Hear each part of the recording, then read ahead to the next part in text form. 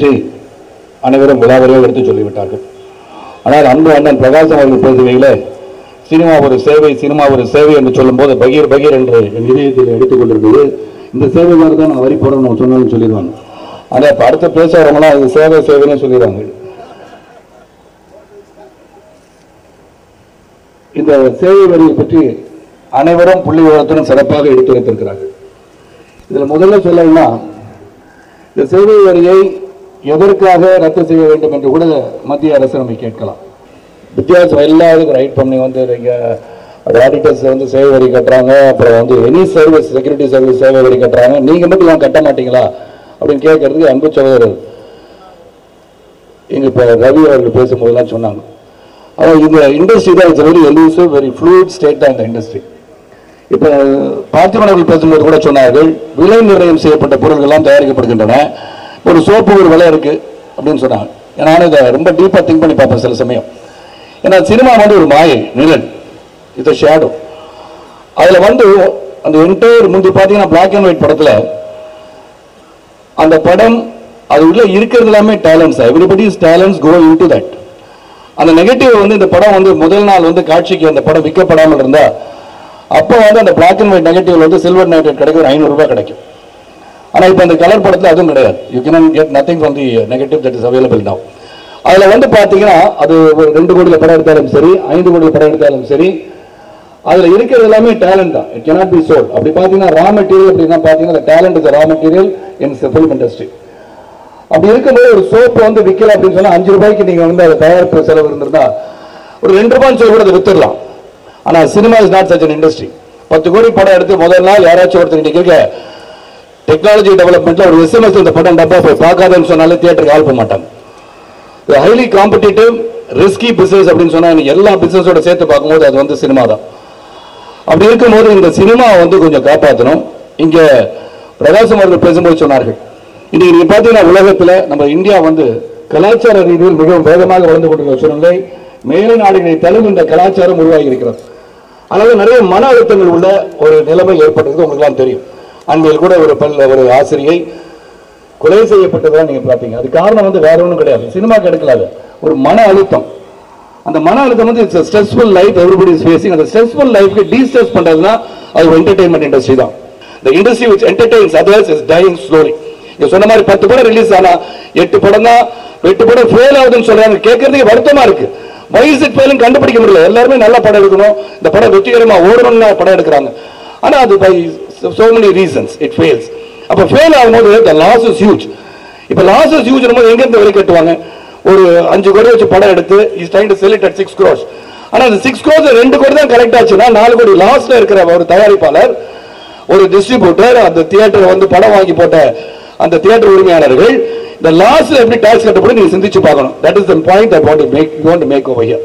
ஆனால் இந்த சேவை வரி நிச்சயமாக கலை உலகத்துக்கு இந்த சேவை வரி சரியாக இருக்காது என்ற அடிப்படையில் தான் இதை ஏதோ மத்திய அரசை எதிர்த்து குரல் கொடுத்து கொண்டு நினைக்க வேண்டாம். ஒரு கோரிக்கை, நீங்கள் இதை தளர்த்த வேண்டும் என்ற கோரிக்கையை நாங்கள் எடுத்துச் சொல்ல விரும்புகிறோம். ஆக இந்த சேவை வரி கலை உலகத்துக்கு வேண்டாம் என்பதை எடுத்துரைத்து விரும்புகின்றேன். நன்றி, வணக்கம். பெரியவங்க எல்லாருமே பேசினாங்க. எங்களுடைய கருத்தையும் நாங்கள் தெரிவிக்க வேண்டியது இருக்கு. என்னன்னா, உண்மையாகவே திரையுலகத்தில் இருக்கிறவங்க டைலாக் இருக்கு, சந்தோஷ் சுப்ரமணியம் படத்தில், நான் சந்தோஷமா இல்லைங்க, சந்தோஷமா அடிக்கிற மாதிரி நடிக்கிறோம் அப்படின்னு சொல்லி ஒரு டைலாக் இருக்கு. உண்மையாகவே திரையுலகத்தில் யாருமே சந்தோஷமாகவே இல்லை, எல்லாரும் சந்தோஷமாக இருக்கிற மாதிரி தான் நடிக்கிறோம். அதுதான் உண்மை. எங்களால் முடியல ஆக்சுவலாக. இருந்தாலும் பல்ல கடிச்சிக்கிட்டு இந்த வேலையை நாங்கள் செஞ்சிட்ருக்கோம். சத்யராஜ் அங்கிள் சொன்னார், இந்த மாதிரி இந்த 1% ரொம்ப சந்தோஷமாக இருக்காங்க, ஃபாரின் காரில் போகிறாங்க. அவங்களுக்கும் ஒரு ஹிஸ்ட்ரி இருக்குது. அந்த கார் லோனில் இருக்கும், நீங்கள் போய் அவங்க பேங்க் பேலன்ஸ் செக் பண்ணிங்கன்னா தெரியும். அவ்வளோதான். நாங்கள் வெளியில் காட்டிக்கிறோம், நட்சத்திரம்ன்றது ஒரு ஷைனிங்காக காட்டிக்கிறோமே தவிர உண்மையாகவே யாருமே சந்தோஷமாக இல்லை.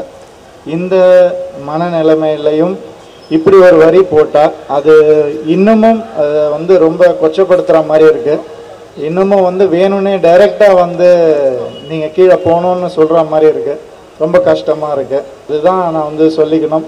இது ஒரு சர்வீஸ், வேறு விதமான ஒரு சர்வீஸ். அது யாராலையும் கொடுக்க முடியாத ஒரு service, indirect service. It is not a direct service at all. So அதனால் இது இன்டைரக்ட் சர்வீஸ் டேக்ஸ்னு ஒன்று கண்டுபிடிச்சா அதை வேணால் போடுங்க. இது வரைக்கும் சர்வீஸ் டேக்ஸ் இங்கே அப்ளை ஆகாது. மீடியா வந்து தயவு செஞ்சு இதை நோட் பண்ணிவிட்டு எல்லாருக்கும் தெரியப்படுத்தணும்னு ஆசைப்பட்றேன். நன்றி, வணக்கம். சினிமாவில் ப்ரொடியூசரும் சம்பாதிக்கல, டிஸ்ட்ரிபியூட்டரும் சம்பாதிக்கல, தேட்டருக்காரனும் சம்பாதிக்கல. இந்த திருட்டு வீடியோ எந்த மூலதனமும் இல்லாத ஒருத்தர் இருக்கான் பாருங்க, அவன் மட்டும் நல்லா சம்பாதிச்சுட்டு இருக்கான். சில பேர் பர்மிஷனே வாங்காமல் சேனல்லே படம் போட்டுக்கிட்டு இருக்காங்க. தயாரிச்சவங்க ஒருத்தன், போடுறது ஒருத்தன் போட்டுக்கிட்டு இருக்காங்க. அப்புறம் லோக்கல் டிவி அப்படின்னு சொல்லி போட்டு அதில் அவங்களுக்கு எப்படி தான் கிளிப்பிங்ஸ் கிடைக்கல, அது எனக்கு புரியவே மாட்டேங்குது. யாரோ ஒருத்தர் நம்ம படம் எடுத்துருப்போம், ஆனால் எல்லா லோக்கல் சேனல்லையும் பார்த்தீங்கன்னா எல்லா படமும் வந்துக்கிட்டே இருக்குது. ஸோ சினிமாவுக்கு டேக்ஸ் போடணும்னு அவங்க நினைச்சது ஓகே, ஆனால் சினிமாவில் யார் சம்பாதிக்கிறாங்களோ அவங்களுக்கு டேக்ஸ் போட்டால் ஒரு அர்த்தம் இருக்கு. சினிமாவில் சம்பாதிக்காத குரூப் வந்து நீங்கள் டேக்ஸ்னா எந்த மூலதனமே இல்லாமல் சம்பாதிச்சிருக்காங்களோ அவங்களுக்கு போய் தேடி பிடிச்சி அவங்களுக்கு போட்டீங்கன்னா ஒரு அர்த்தம் இருக்கு. அல்லது அது இல்லாமல் பண்ணிட்டு எங்களை பண்ணால் ஒரு அர்த்தம் இருக்கு. ஸோ சினிமாவை காப்பாற்றி விட்டு சென்ட்ரல் கவர்மெண்ட் வந்து அப்புறம் சினிமாவில் இருக்கிறவங்கள்ட்ட டேக்ஸ் கொடுங்கன்னு சொல்லி கேட்டாங்கன்னா ஒரு அர்த்தம் இருக்கு. சினிமாவே காப்பாற்றுறதுக்கு எதுவும் முன்னுக்கே வரல. அது பாட்டில் அவங்க சம்பாதிக்கிறவங்க சம்பாதிச்சுட்டு விட்டுறாங்க. ஆனால் டேக்ஸ் மட்டும் நம்மகிட்ட கொடுன்னா எங்கிருந்து கொடுக்கறது, எப்படி கொடுக்க முடியும்? அதனால சென்ட்ரல் கவர்மெண்ட் டேக்ஸ் போடுறதுக்கெல்லாம் உரிமை இருக்கு, எல்லா உரிமையும் எடுத்துக்கலாம், தாராளமாக பண்ணலாம். ஆனால் முதல்ல இந்த தொழிலை காப்பாற்றி விட்டுட்டு அதுக்கப்புறம் டேக்ஸ் கேட்டால் நல்லா இருக்குங்கிறது என்னுடைய அபிப்பிராயம். நன்றி, வணக்கம். இந்த தொழிலுக்கு ஏற்கனவே என்டர்டெயின்மெண்ட் டாக்ஸ் இருக்குது, இதுல சம்பாதிக்கிறவங்களுக்கு இன்கம் டாக்ஸ் இருக்குது, அதுபோக ஒரு சர்வீஸ் டாக்ஸ். அந்த சர்வீஸ் டாக்ஸ் வந்து 3 தடவை 4 தடவை போய் அந்த 10% 40% ஆகுது, இன்னும் 140% வரைக்கும் போகுது அப்படிங்கிற விளக்கத்தை வந்து தயாரிப்பாளர்கள் அழகா கொடுத்தாங்க. என்ன நம்ம சினிமா தொழில் முறை ஏதாச்சும் கோபத்தில் இப்படி பண்றாங்களா, பயத்தில் இப்படி பண்றாங்களா என்னன்னு புரியறது இல்லை. அரசாங்கத்தில் இருக்கிறவங்களுக்கு என்னன்னா கோடிகளில் சம்பளம் வாங்குற சில நடிகர்கள் சில இயக்குநர்களை மட்டும்தான் அவங்களுக்கு தெரியுது. அவங்க வந்து இப்போ வசதியான காரில் போறாங்க, வசதியான வீட்டில் இருக்கிறாங்க அப்படிங்க. அது வந்து நான் நினைக்கிறேன் 1% தான் தேரும். ஏன்னா 2 லட்சம் பேர் இருக்கிற இந்த சினிமாவில் வந்து ஒரே 1% தான் அந்த அளவுக்கு வசதியாக இருக்க முடியும். அவங்களும் அந்த சம்பாத்தியத்துக்கு உண்டான வருமான வரியை கட்டிடுறாங்க. அதில் அவங்களை தப்பு சொல்ல முடியாது. அப்போ மேலும் மேலும் இப்படி போட்டு கிட்டத்தட்ட ஒரு 10 லட்சம் பேர் இந்த தொழிலை நம்பி இருக்காங்க. இந்த 10 லட்சம் பேர்த்தினுடைய வாழ்க்கையில விளையாடுறது என்ன நியாயம் அப்படின்னு தெரியல. இங்க முன்னாடி பேசினவங்க சொன்ன மாதிரி இந்த போராட்டம் வந்து தீவிரமடையணும். தீவிரமடைஞ்சாதான் இது வெற்றி அடையும். மிகப்பெரிய அளவில் தீவிரமடைஞ்சாதான் வெற்றி அடையும். இல்லாட்டி வந்து எம சத்தா நமக்கு என்னன்னு விட்டுருவாங்க. 1.5 லட்சம் பேர் இலங்கையில செத்ததை விடலையானம்மா, 1.5 லட்சம் பேர் அங்க செத்தானே தமிழ் ஈழம் கேட்டு போராடினப்ப அதையே கண்டுக்காம விட்டவங்க தான். நாங்க 1.5 லட்சம் பேர் செத்தா போனா போயிட்டு போறேன், அங்க நாங்க இந்த பிசினஸ் பண்ணோம் அந்த பிசினஸ் பண்ணோம் அப்படி விட்டவங்க தான் நம்ம. அதனால வந்து ஒரு 10 லட்சம் பேர் பட்டினி கிடக்கிறத பத்தி கவலைப்பட மாட்டாங்க. இந்த போராட்டம் வந்து மிகப்பெரிய அளவில் தீவிரமடைஞ்சு அவங்களுக்கு யாராச்சும் எடுத்து சொல்லணும். பத்திரிகையாளர்களும் ஊடக நண்பர்கள் அத்தனை பேரும் வந்து இதுல வந்து கலைத்துறைக்கு ஆதரவாக செயல்பட வேண்டும். எக்கச்சக்கமான தொழிலாளர் தோழர்கள் இதை நம்பி வாழ்ந்துகிட்டு இருக்காங்க. அதை மனசுல வச்சுக்கிட்டு இந்த தொழிலை வாழ வைக்க வேண்டும்.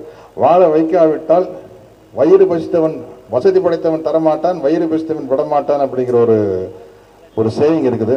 அதை மனசில் வச்சுட்டு வயிறு பசித்த நாம் இதை விடக்கூடாது, போராடியே தீர வேண்டும். நன்றி, வணக்கம். முழு திரையுலகம் சேர்ந்து ஒரே நாளில் உட்கார்ந்து இந்த போராட்டத்துக்கு ஒரு வெற்றி பெற வைக்கணுங்கிறது என்னுடைய அன்பான வேண்டுகோள். நன்றி, வணக்கம்.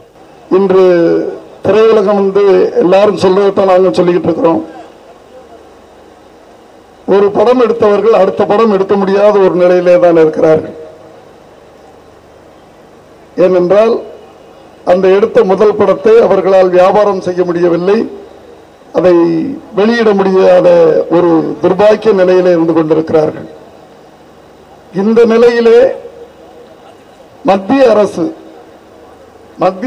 நமக்கு விதித்திருக்கும், திரையுலகத்துக்கு விதித்திருக்கும் இந்த சேவை வரி, இந்த சர்வீஸ் டாக்ஸ் வந்ததுன்னா இன்னும் தலையெடுக்க முடியாமல், திரையுலகம் நிமிர முடியாமல் படுத்துவிடும் என்பதுதான் உண்மை. ஒரு உதாரணத்துக்கு சொல்லணும்னா, ஒரு சிறிய முதலீட்டு படம், பெரிய படங்களை கூட நான் உதாரணமா சொல்லல, ஒரு சிறிய முதலீட்டு படம் ஒரு 3 கோடியோ 4 கோடியோ தயாரிப்பு செலவு செய்து எடுக்கப்படுகின்ற ஒரு சிறிய முதலீட்டு படத்தை தற்போது வாங்குவதற்கும் ஆள் இல்லை. அதை வெளியிட முடியாமல் தவித்துக் கொண்டிருக்கிறார்கள் சிறிய முதலீட்டு படங்கள். இப்படி படங்கள் சுமார் 300 படங்கள் தேங்கி கிடப்பதாக ஒரு கணக்கு இருக்கிறது. நான் தமிழ்நாட்டை பொறுத்தவரை பேசிக் கொண்டிருக்கிறேன், தமிழ் படங்களை பொறுத்தவரை பேசிக் கொண்டிருக்கிறேன். அப்படி 300 படங்கள் என்றால் சராசரியாக ஒரு படத்திற்கு 4 கோடி வைத்துக் கொண்டால் கூட 300 படங்களுக்கு சுமார் 1200 கோடிகள் முடங்கி கிடக்கிறது.